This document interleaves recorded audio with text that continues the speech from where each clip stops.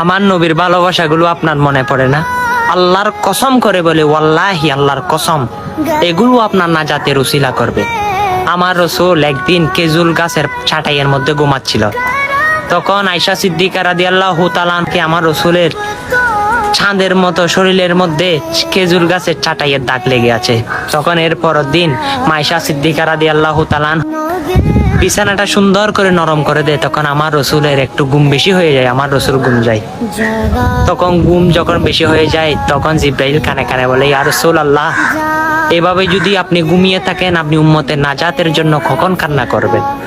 তখন আমার রসুলের উম্মতের মুহাম্মাদের প্রেম নাজাতের জন্য বুকটা চেপে মাখছে। তখন চেপে ওঠার সাথে সাথে আমার রসুল বেরিয়ে গেল বাবলা কাটার জঙ্গলের উদ্দেশ্যে।